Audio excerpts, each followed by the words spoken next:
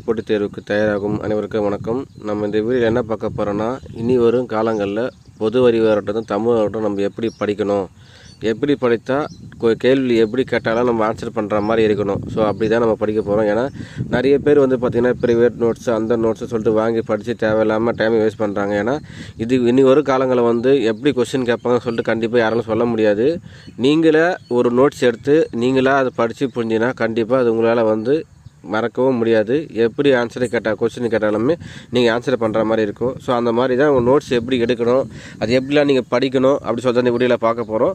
பள்ளி பாட புத்தகத்துலேருந்து 10th book சமூகரிலேருந்து ஒரு தலைப்பு எடுத்திருக்கேன். என்னென்னா தமிழ்நாட்டின் விடுதலை போராட்டம் அப்படின்னு சொல்லிட்டு நீங்கள் தலைப்பை படிக்க போகிறீங்கன்னா இதிலே கொடுத்துருப்பாங்க உங்களுக்கு. ஸோ அதே மெத்தடு தான். நான் இதுக்கு ஆன்சர் கீழே எதுவுமே நான் உங்களுக்கு சொல்ல மாட்டேன். நீங்கள் படிங்க. இந்த ஆன்சரெல்லாம் கேள்வியெலாம் பாருங்கள். தெரிஞ்சிருந்தால் நீங்கள் கமெண்டில் ஆன்சர் பண்ணுங்கள். தெரியலன்னா நீங்கள் அந்த புக்கை எடுத்துட்டு அதுக்கப்புறமேட்டு திருப்பணும் நீங்கள் ஆன்சர் பண்ணுங்கள் அப்படின்னு தெரிஞ்சான்னு பார்ப்போம்.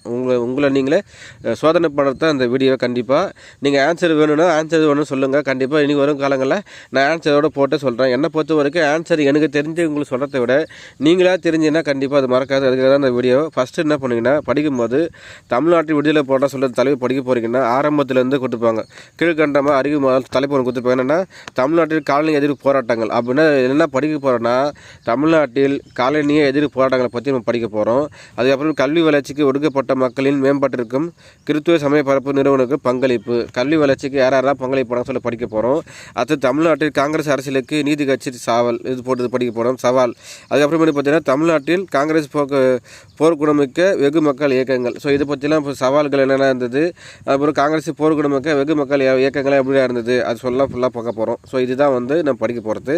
ஸோ இதுலேருந்து நம்ம படித்து வந்தால் தான் நம்ம ஏன்னா மைண்ட் செட்டில் நம்மளுக்கு செட் ஆகிடும். ஸோ இந்த தலைப்பு தான் கீழே படிக்க போகிறோம். அதுக்கப்புறமேட்டா தொடக்க கால தேசிய சென்னை வாசிகள் சங்கம் இதெல்லாம் ஃபுல் யார் கொண்டு வந்தாங்க, எப்போ கொண்டு வந்தாங்க, அமைப்பில் யாராவது தலைவர் வந்தாங்க சொல்லிட்டு ஃபுல்லாக நீங்கள் படிச்சுட்டே வரணும். அடுத்தது சென்னை மகாஜன சபை. அடுத்து பார்த்தீங்கன்னா தேசியவாத பத்திரிகைகளின் தொடக்கங்கள், தி இந்து மற்றும் சுதேசி மித்திரன். இதை பற்றிலாம் கொஸ்டின் அடிக்கடி பார்த்தீங்கன்னா உங்களுக்கு கேட்டிருப்பாங்க. ஸோ இதை பற்றி நம்ம ஃபுல்லாக யார் கொண்டிருப்பாங்க, டி முத்துசாமி என்பது சென்னை உயர்நீதிமன்ற முதல் நீதிபதியாக 1880 நியமிக்கப்பட்டது. சென்னை மாகாணத்தில் ஒரு பெரும் பரபரப்பை ஏற்படுத்தியது.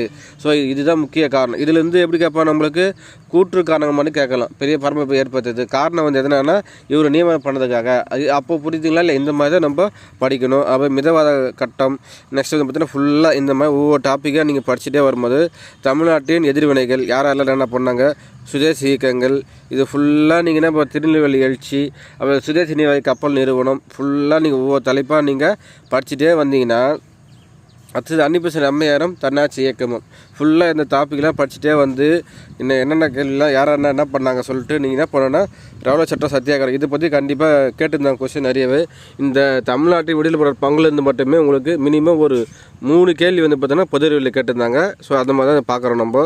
ஸோ இது பார்த்தீங்கன்னா இது மாதிரி ஃபுல்லாக நீங்கள் என்ன பண்ணணும், ஒவ்வொன்றும் படிச்சுட்டு அதை கூற்று காரணம் எப்படி சரியான விட கேட்டால் எப்படி கேட்பாங்க, கீழ்கண்டறியாவே சரி தவறு அந்த மாதிரி சொல்லிட்டு ஃபுல்லாகவே நீங்கள் படிக்கணும்.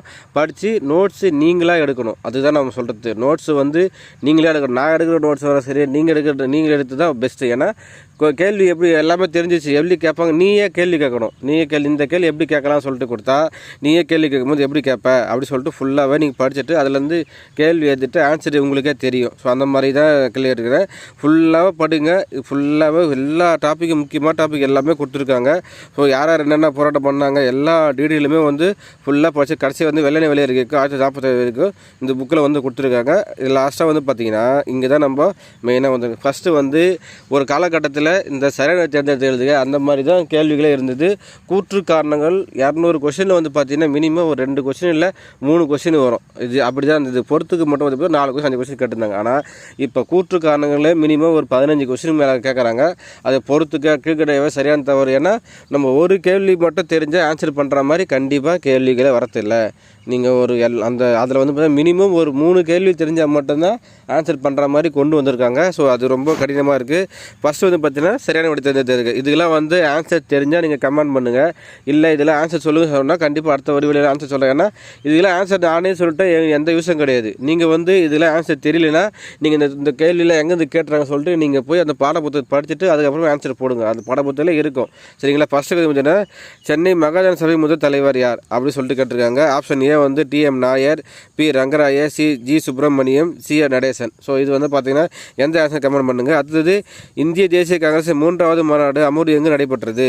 மெரினா, மயிலாப்பூர், புனித ஜார்ஜ் கோட்டை, 1000 விளக்கு. ஸோ இது ரொம்ப ரொம்ப முக்கியம், எங்கே நடந்தது போடுங்க. அடுத்தது அதிநவீன வசதியுடன் கூடிய ரயிலில் அடிமொழியாக இருப்பதை விட சுதந்திரத்துடன் கூடிய மாட்டு வண்டியை சிறந்தது என கூறியவர் யார்? Annie Besant, Veeraraghavachariar, PV Wadia, GS Arundale. இதெல்லாம் வந்து யாரை சொன்னாங்க சொல்லிட்டு பாருங்கள். அடுத்தது கீழ்கண்பவர்கள் சுயராஜ்யவாதி யார்? அதுக்கு S சத்தியமூர்த்தி, கஸ்தூரி ரங்கர், P சுப்ராயன், அடுத்தது பெரியா ஈவேரா. ஸோ இது கொடுத்துருப்பாங்க. அடுத்தது சென்னைக்கு அருகே உள்ள உதயவனத்தில் சத்தியகிரக முகாம் அமைத்தவர் யார்?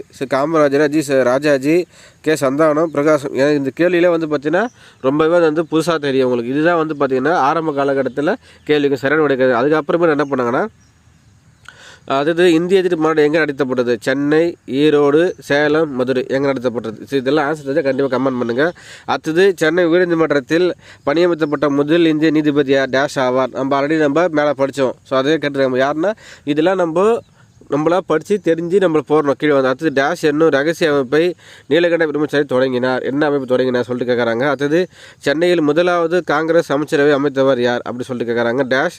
அடுத்த கேள்வி டேஷ் முஸ்லீம் லீகின் சென்னை கிளை உருவாக்கியவர் யார்? எல்லாமே வந்து முக்கியமான கொஸ்டின். இது எல்லாமே வந்து நீங்கள் படித்து அதில் வந்து நீங்கள் புரிஞ்சுக்கிற மாதிரி தான் இருக்கும். அடுத்தது 1932ஆம் ஆண்டில் ஜனவரி 26 டேஷ் புனித ஜார்ஜ் கோட்டை உச்சத்தில் தேசிய கொடி யார் ஏற்றினாங்க அப்படின்னு சொல்லிட்டு கேட்டிருக்காங்க. இதெல்லாம் வந்து முக்கியமான கொஸ்டின். இனி வரும் காலங்களில் கண்டிப்பாக இந்த மாதிரி கேள்வி கேட்கறது வாய்ப்பு நிறைய இருக்குது. இதுலேருந்து கூட நம்மளுக்கு கூற்று காரணம் சரியான தேர்ந்தெடுத்து எழுதுக எல்லாமே நீ படித்தாலே கண்டிப்பாக இது இந்த மெத்தட் தான் வரும். அடுத்தது பார்த்தீங்கன்னா சரியான கூற்றை தேர்வு செய்யவும் அப்படி சொல்லிட்டு கொடுத்துருக்காங்க. ஏன்னா இனி வரும் காலங்களில் இப்படி தான் கொஸ்டின் கேட்டிருப்பாங்க. ஃபர்ஸ்ட் டேஷ் சென்னை சங்கம் 1857 நிறுவப்பட்டது. அடுத்தது பார்த்தீங்கன்னா தமிழ் வெளிவந்த தேசிய பருவ இதழான சுதேசமித்திரன் 1891 தொடங்கப்பட்டது.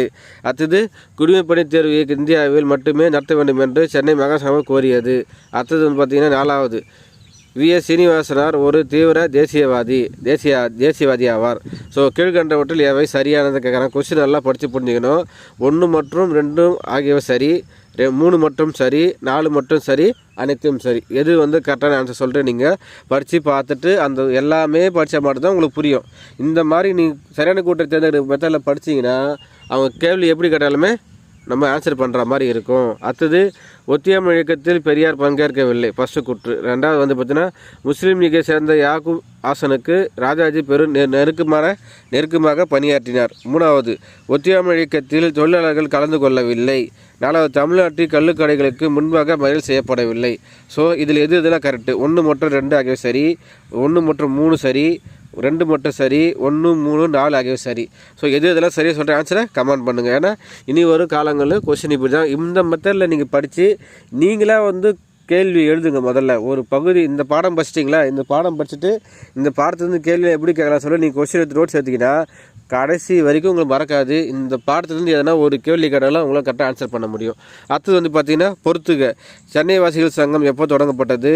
ஈவேரா. அடுத்தது வந்து பார்த்தீங்கன்னா SN சோமராஜலு, வேதாரண்யம், தாளமுத்து. இவங்களாம் என்ன பண்ணாங்க சொல்லிட்டு நம்ம சரி ஈவேரா வீரர் சொல்லிட்டு சொல்லுவோம். இந்த மாதிரி ஃபுல்லாகவே நம்ம படிச்சிக்கணும், பொறுத்துக்கும் குறிச்சிக்கணும். ஸோ இந்த பாடத்தை படிச்சுட்டு இதுக்கு எல்லாத்தையும் நீங்கள் ஆன்சர் பண்ணிட்டீங்கன்னா கண்டிப்பாக இந்த பாடத்துலேருந்து எந்த கேள்வி கேட்டாலும் உங்களால் மறக்க முடியாது. இப்போன்னு இல்லை, எப்போ கேட்டாலும் மறக்க முடியாது. இந்த மெத்தட் தான் படிக்கணும். சரிங்களா? ஸோ இந்த வீடியோ பிடிச்சிருந்தால் லைக் பண்ணுங்கள். இந்த மெத்தடில் படிக்கலாமா சொல்லிட்டு சொல்லுங்கள். உங்களுக்கு இதுக்கு ஆன்சர் வேணும்னாலும் சொல்லுங்கள். கண்டிப்பாக நான் ஆன்சர் வந்து குறித்து அது நெக்ஸ்ட் வீடியோலேருந்து போடுறேன். இல்லை நீங்களே ஆன்சர் போட்டிங்கன்னா கண்டிப்பாக அதுதான் உங்களுக்கு யூஸ்ஃபுல்லாக இருக்கும். ஸோ இந்த வீடியோ பிடிச்சிருந்தால் லைக் பண்ணுங்கள். புதுசாக பார்க்க மறக்காமல் சேனலை மட்டும் சப்ஸ்கிரைப் பண்ணி மக்களே. தேங்க்யூ.